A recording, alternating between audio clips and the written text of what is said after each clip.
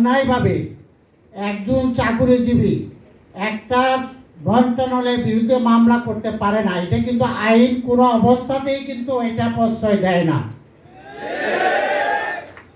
এটা দিতে হলে সেই মন্ত্রণালয়ের অনুমতি নিয়েই দিতে হয়। এটা একটা চরম অন্যায় করেছে এবং এই অন্যায়ের প্রতিবাদে আমি মনে করি শিক্ষা মন্ত্রণালয় যে কোনো তার বিরুদ্ধে শাস্তিমূলক ব্যবস্থা করতে পারে চাকুরি বিধি অনুযায়ী।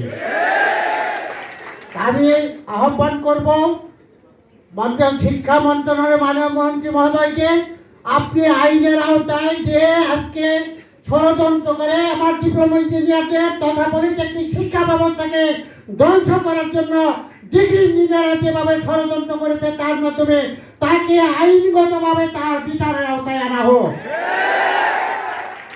একইভাবে আমি অনুরোধ করব, আপনাদের মধ্যেও কিন্তু বিভিন্নভাবে ষড়যন্ত্র করার পায়তারা চলবে বলে আমি অনুরোধ করব, আপনারা ঐক্যবদ্ধ থাকুন। যে কোনো বিষয়ে যদি মতভেদ আছে আইনজীবীর কেন্দ্রীয় কমিটির সভাপতি এবং সাধারণ সম্পাদকের কাছে আপনারা আসুন, যাতে আপনারা দ্বিধাবিভক্ত না হন, আপনাদের মধ্যে যাতে কোনো অবিশ্বাসের জন্ম না হয় সেই অনুরোধ রেখে আমি আমার বক্তব্য শেষ করছি।